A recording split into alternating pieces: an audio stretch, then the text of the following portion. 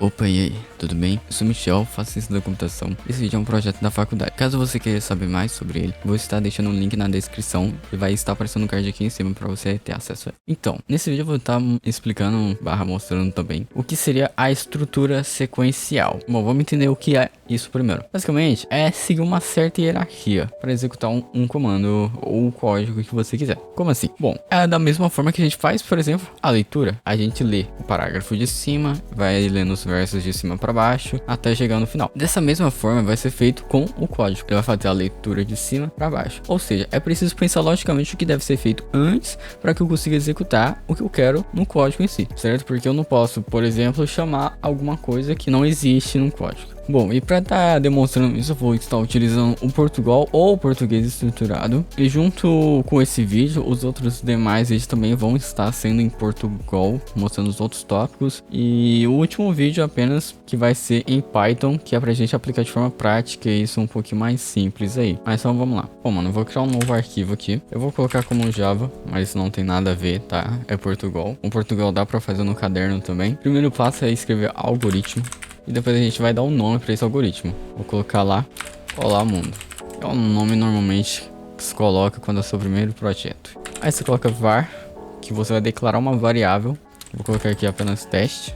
E aí a gente precisa dar esse tipo. O tipo pode ser inteiro, pode ser decimal, pode ser caractere. E você tem que passar o limite de caractere, 20, 30, 1. Aí temos o lógico.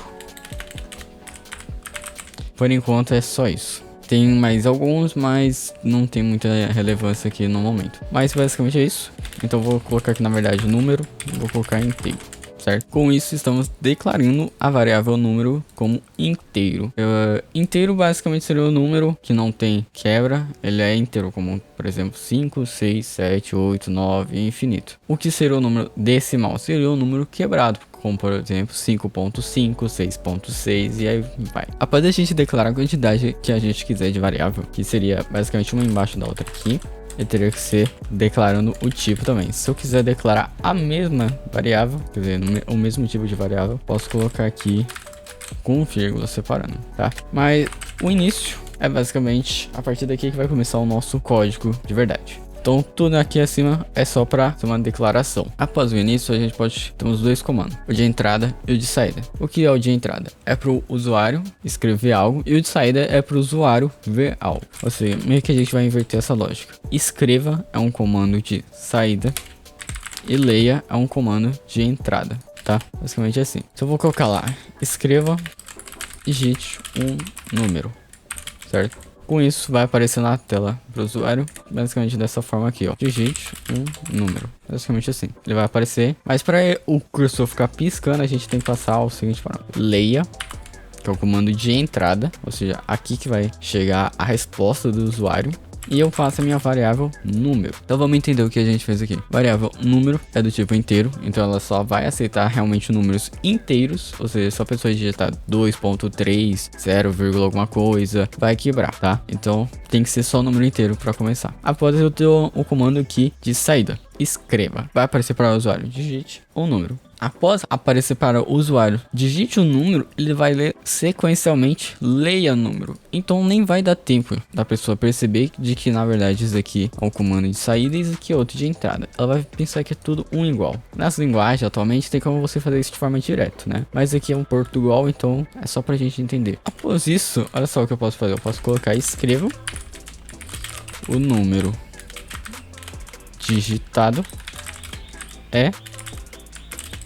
eu coloco uma vírgula e chamo a minha variável. Com isso eu tenho acesso ao número que o usuário digitar, entendeu? Então é basicamente essa é a lógica. Um detalhe muito importante a gente tem que finalizar. A gente tem que fechar o algoritmo. Então a gente coloca fim algoritmo. E é basicamente isso daqui, uma estrutura sequencial. A gente passa uma parte, vai executar essa, depois essa, depois essa. Por quê? Por exemplo, se eu colocar número digitado é número, ele não vai dar conta. Vai dar erro, vai falar não foi declarado, não existe na verdade a variável número. Por que que não existe? Porque não atribuímos um valor a ela. Eu poderia fazer dessa forma. número, recebe. A nomenclatura de receber é uma setinha para a esquerda, tá? Em outras linguagens normalmente é igual, aqui uma setinha. Número, eu posso colocar aqui 20, por exemplo. Aí dessa forma também funcionaria. O número digitado é 20 no caso, aqui não é digitado, né? Mas é basicamente isso. Por exemplo, eu poderia colocar aqui N1 sendo 2 e o N2 sendo 3. A soma deles daria 5. Então o que a gente faz? Soma vai ser o N1 mais o N2. Eu vou colocar aqui o seguinte: a soma dos números é soma. Entenderam? Então basicamente isso aqui. Não teria como fazer a soma sem antes ter declarado essas duas variáveis, ou sem elas, digamos assim, ter um valor atribuído. Então um detalhe importante é a gente vir aqui na variável soma N1 e N2, certo? Do tipo inteiro. Com isso a gente consegue executar. Então basicamente eu preciso declarar toda a variável que eu utilizar aqui. O que é a variável? É basicamente a palavra que a gente utiliza. A variável não pode começar com número. Não é muito recomendado começar com letra maiúscula. Dependendo da linguagem pode dar problema. Então normalmente começa com minúscula e aí você pode colocar maiúscula. Tipo, olá mundo, dessa forma.